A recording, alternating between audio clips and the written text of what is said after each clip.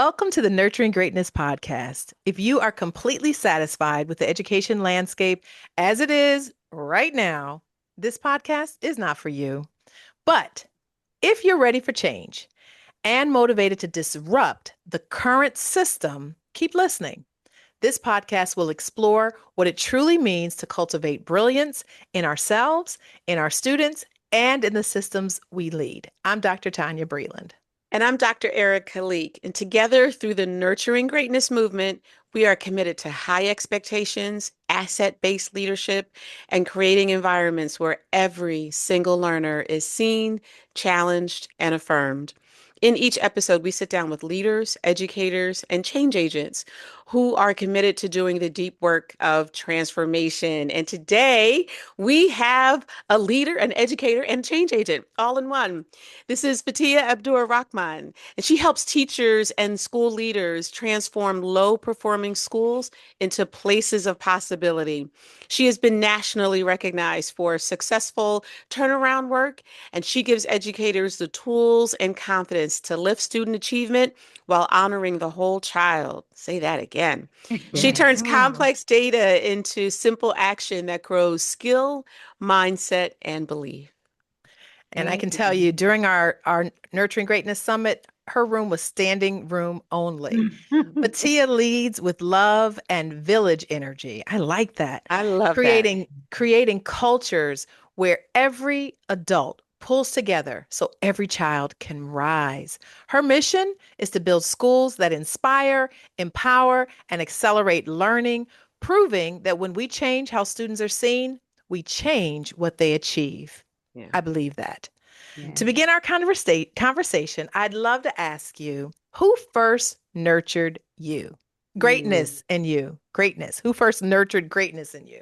I love it. I love it. Well, thank you, ladies. Thank you, ladies, for this platform. So needed, so needed. And I love the introduction of how you said, if you're satisfied, then this is not for you. So Right. I'm in the right place. I love that. Um, When I look at my earlier days, it's definitely my family. My family was, I always say I live off of love, love meaning living on village energy. And I say that because of my village. My village was such a big influence on where I am today, good or indifferent. uh, but they influenced me and nurtured me in a way where education was not an option. I've seen it in so many of my grandmother and how she to me it seemed extremely old, but I'm pretty sure she wasn't that old. But I remember as grandchildren that we us watching our grandma graduate and get her high school diploma and how exciting that was. Mm. Um, and also just the family, and it was really big every time we went to my grandparents' homes. It was a focus on talent, really making sure that we're seen. Even if we didn't have a talent, we were all going to get up and do some kind of something. Um, but just the importance of education, and it trickled down not only to my grandparents, but to my mother, my family. They were very, very instrumental on. I grew up Muslim, and so learning that religion and learning. About the culture and things like that. It was very ingrained in us that we were going to learn regardless, whether it's Mhm. going to be book knowledge or just community. So definitely been nurtured by so many people, but my family being one of them. Yeah, I love that. And family is so key. Yes. Um, and that village piece, like I like your love acronym. Like I Yes. love that. say it Yes. again, just say Yes. it again for our I say it listeners. all the time. I live off of love. Love simply meaning living on village energy. Love that. Love Yeah. that. Yeah. Love that. I love that. Yeah. Yeah. So when you hear the phrase nurturing greatness, Mm. what does it mean to you in practice? Yeah, so the session that I did was on being invisible. A lot of times, there's so many great talents that go unseen, and I always, it was a quote that I learned a long, long time ago about every child being this book that is unyet to be read. And I still believe, although I might not be children and I don't work directly now that I'm getting up there, I work more with adults. There's still a book. Yeah, There's still more to just the cover that you see, and it is up to those that are leading and those that are in a position to nurture those things that we may not see all on in, from the surface level. And so for me, my job is to do just that, to mhm, notice. I am really big on making sure that people feel like those little things that they think may not be extremely important to the whole picture. It is very important to the whole picture and nurturing that particular thing, whether it is the way that you just communicate to children, nurturing that and spreading that out so that others can feel that impact. Allowing people to make mistakes, and it's okay to make those mistakes. Model that I'm not perfect, and but it is through making those mistakes or making those um having difficulty is where you learn. And so nurturing that, it's okay to fall, but get back up, and absolutely. nurturing that kind of uh just nurturing that kind of atmosphere in whatever I do is really big. I'm really big with just doing that and making sure that people feel supported, but being honest in that support as well. Yeah, you know what I like? I really honed in on when you were talking about the being seen piece. Yeah. Because a lot of times kids will have an exterior that will say, you know, don't talk to me. I don't want to be bothered. But Mhm. deep down inside, there's something Oh, there that makes absolutely. them special and unique. And usually the families can see it. You know, families are the first to see it, but Hmm. schools don't always take the time. People in schools don't always take the time to figure out what's beneath that surface. Like what is that Hmm. unwritten book? That I Yeah. love that analogy with the Yeah. unwritten book. Right. Because Yeah. everybody has a story. You know, Absolutely. everybody has a story. Absolutely. Yeah. Absolutely. I was in a meeting just not too long ago, and it's we have a program called IB, which is a very rigorous program, and we're fortunate to have this program. And sitting in this meeting, it was this one particular child name who just kept coming up and up and up in a negative way.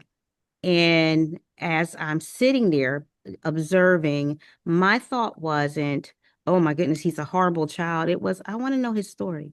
I really wanted to know his story. And I got a chance. I was just randomly sitting in this this library. I do that often. I try to stay in school because I feel like that's where I need to be by children. So I was just in the library having a just collecting my thoughts, and lo and behold, that child came in. And he was taking pictures. I was like, "What is your name?" And finding out who he was, I'm like, "I heard a lot about you." And after peeling the layers and the layers, this 18-year-old child breaks down and cries and tells Wow. me how he's doing his best to take care of his family. He's a first generation, he will be a first generation college student, graduating, and the things that he's trying his best to do. And because he's taking care of family and all these different things, he's only here because of his mom. He doesn't want his mom to be let down, but it's hard, and the frustration that has with that child. I'm like, no one ever stopped to just listen to his story, Right. and nurture that story, and then support that child with the struggles that he's going through. And I made a pact with him. I took his phone number down. We did a syllabi literacy program, and I couldn't wait to find out if he got it, and he got it. Couldn't Yay. wait to call him.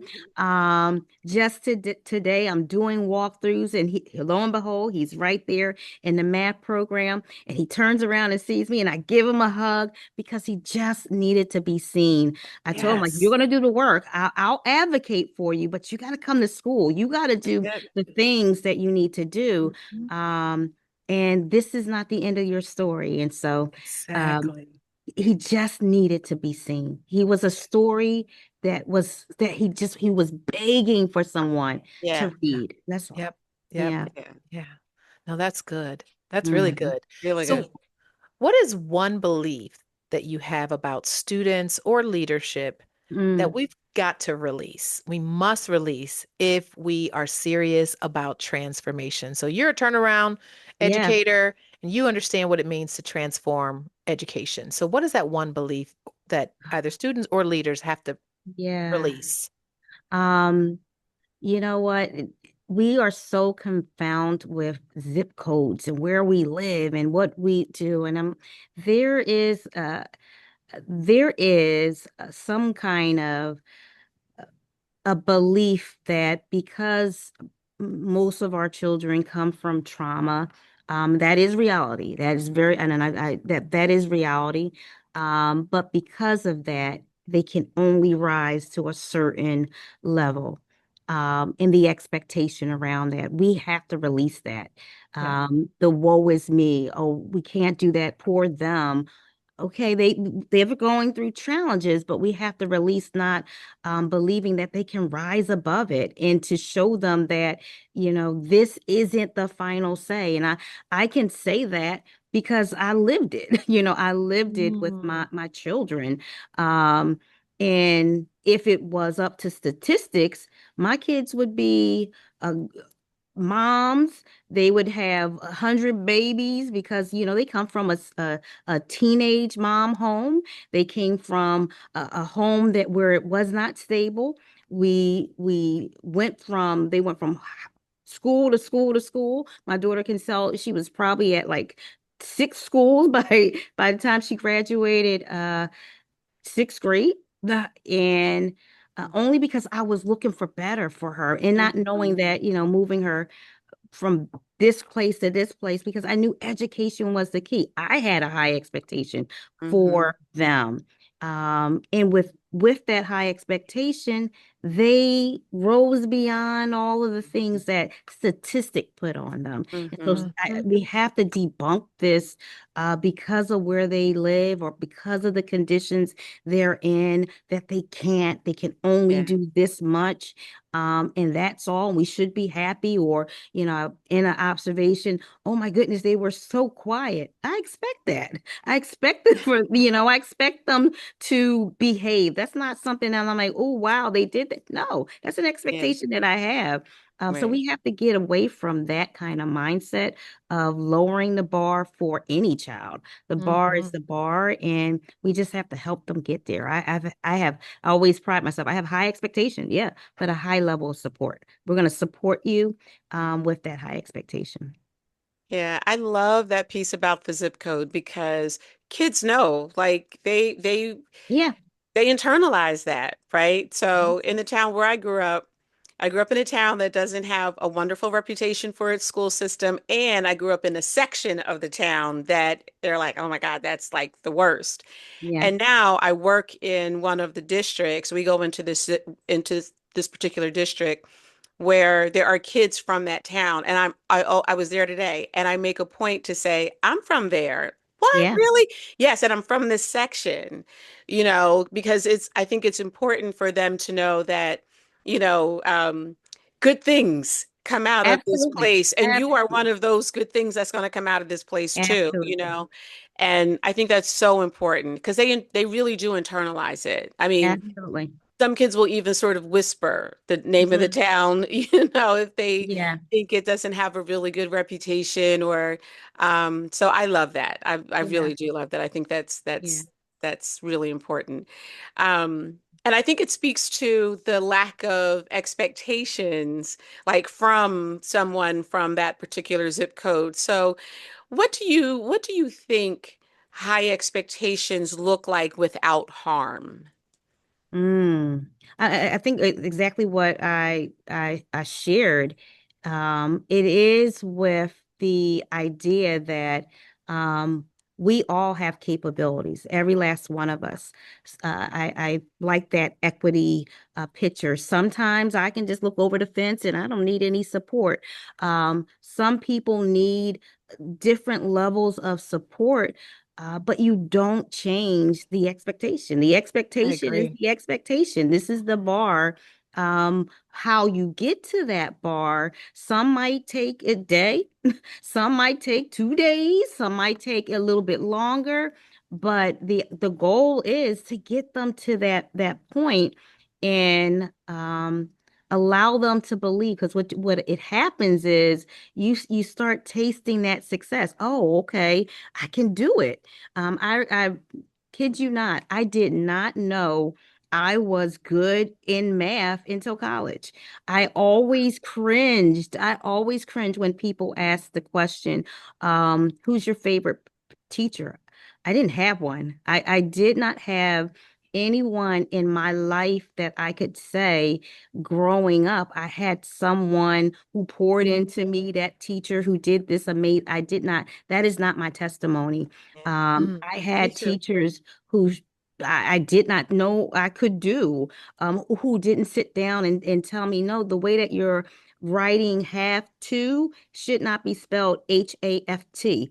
That should never be, allowed. No one sat down and really invested in me. And it wasn't until I was determined, I got to get this college right because I know that's the ticket for my kids.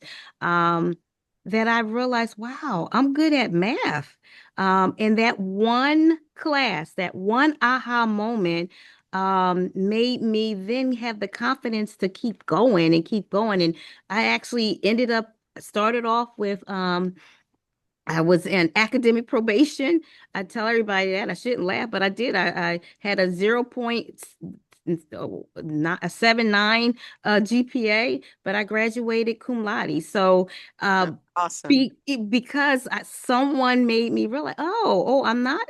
I have some smarts to me, and so I think the expectation is we set the bar, but we just support people or support our children, support our teachers in getting there. And again, it might look varied. It might not look the same. I really like your transparency as Yeah. you share your own Yeah. story. No, really, I'm a because story. I'm a book. it Yeah. it's I don't know if you've written it yet, but you should. Oh, no, no. No, Yeah. no, no. You definitely need to write your story Mm, because your story has a lot of power there. mm, The just what you just described, the fact that nobody saw you in the school mm. system No. and you didn't even know who you were as a learner or who you were as a mathematician. And lo and behold, you've got this skill and this gift in this area that people, girls in particular, don't Yes, usually Absolutely. thrive in, Absolutely. that's right. right? Absolutely.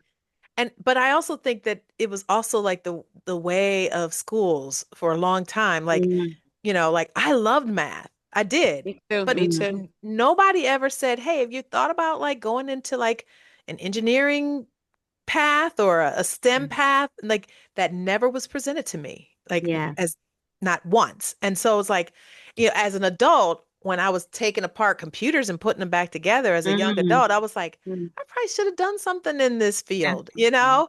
Mhm. because I I like it. I embrace Yeah. technology and like, it's just, but what I hear you saying is something that I feel like a lot of kids experience Yeah. today. Absolutely. Like it's your story, but I think there are a lot of people who have the same story. And sometimes when you don't have that person pushing you, That's right. you Hmm. got to push yourself. And Absolutely. it's Absolutely. a shame that you had to do that. It Yeah. is because, shame on the school system for not seeing the gifts that God put inside of you. Shame on I, them. I believe for me, it was a blessing. What the enemy meant for evil is always going to be turned That's right. around for good. And what that did for me was I will not be that teacher. I will make sure that um, every life that I touch is a life that will recognize their ability. Every life that I touch will know that they're seen. Um, and that whatever it is, we're going to nurture it. We might not figure it out right away because it takes some people a while to figure out what they're good at. But I was that mom and I was that teacher. I was that person like, okay, what's your interest? All right, great. Let's Yeah. try it. Yeah. Let's try it. Right. Yeah. Let's try it. My daughters were going to be Venus and Serena. I'm like, oh, they want to play tennis. Let's I go. didn't know how to play. Okay, let's get the rackets. You want to do that? Okay. You want to be a doctor? Let's go to the library. Let's buy these big books and read the book. Okay, let's shadow somebody. Whatever it is, like give them the experience. And then if That's it right. sticks, it sticks. If it doesn't, okay, we'll find something that else that does. But I'm always about that. And I said that I was going to be that educator. I didn't start off knowing I was going to be an educator. I literally tell everybody I went to school for my kids. If I'm being honest, that's the only reason why. I went to anybody's college, was for them, but then recognizing, oh, I could do this for other children. My calling is not just my children, it is for other children, so that they can see the possibility that they can obtain. So yeah. Yeah, that's good. So, what is one practice that Mm. educators or leaders could implement tomorrow that would immediately shift culture? Mm. I think one, allowing children to see themselves in everything that they do. I think this is the practice of making whatever we're doing relevant Yes. culturally. Okay. It doesn't take much or a lot of effort to show them themselves in the thing that they're doing Hmm. or their interests, to get to know them. That's uh relationship building is super critical before you can do anything. I was that principal that believe, they asked the question, what comes first, the SEL, or I forget the question that I was posed at a conference, but in essence, it was the behavior of the child or the academics of the child. And I'm like, well, if I can't get to the behavior, then okay, I can be standing in front of them and it's going in one ear and out the other. I do believe in nurturing that the social and emotional side of that child. And when I say the whole child, I really do mean like how do we uh, tap into that the whole child and making sure that they are finding some kind of connection to what we are doing, what we're presenting, because we know that it's critical. We have to make sure that it's obtainable, accessible for them. And a lot of times, accessibility looks like, oh, I see myself. Oh, I find interest in that. I A lot of times I experience children, they don't see themselves. We have again this beautiful IB program in a town where majority of the children are I think I have 80% of our kids that are free and reduced lunch, and we did the math. Only five of our kids from this city is in this IB program because we are ascending district. That's Hmm. unacceptable. That's not, Yeah. and then when you ask them why, they don't see themselves there. So if we Mm, change this idea that only certain people and that's really right. allow our children to see themselves Mm, in whatever we're doing, I think it's the easiest thing to do. Hmm. Just allow them to see themselves and believe that they could do whatever we're putting out for them to do. that is so true. When I was teaching AP English, I noticed that I did not have, particularly black boys, but Mm, also my black girls. And so I always tell the story that I would go. it was an 11th grade generally like class. So I would go to all the 10th grade classes, regardless of whether it was an honors class or everybody got an invitation Good. to Good. AP, right? And part of what happened is like kids start my student population did become more diverse in the AP classes, but it was really that invitation. So kids who did not see themselves as AP kids, it was like, oh well, Miss Leek said I could take the class, right? So you don't have to necessarily be an honors student, right, in order to get into this AP class. Like you can just take the class. But if I never see myself Yeah. right in these Exactly. honorable spaces or whatever, if I never see that, then anytime somebay says AP, I cut it off. Like it's like I don't even hear that because Right. that's not for me, you know. Yeah. So I love let's kind of get to the root cause why we only have 5 kids Yeah. in this Yeah. really wonderful program that could open up so many opportunities for them. Yeah. Right. Absolutely. I just Absolutely. I love that. So really what we're talking about is like cultivating brilliance, right? Yes. Like really Yes. sort of getting to the place where we nurture their greatness, but we also cultivate their brilliance because it's in there. So Yes. in one sentence, what would you say, what does cultivating brilliance require of us as leaders?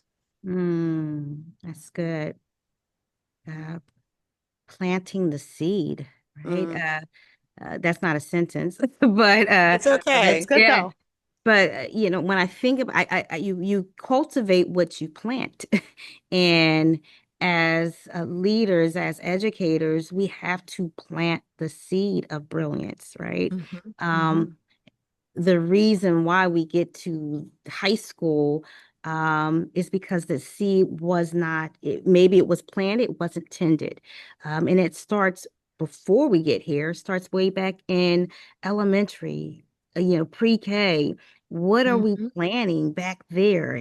And do they see, oh, I can go to college. Oh, do they know that word? Are we planting the seed? Yep. Um, or are we waiting until it's too late?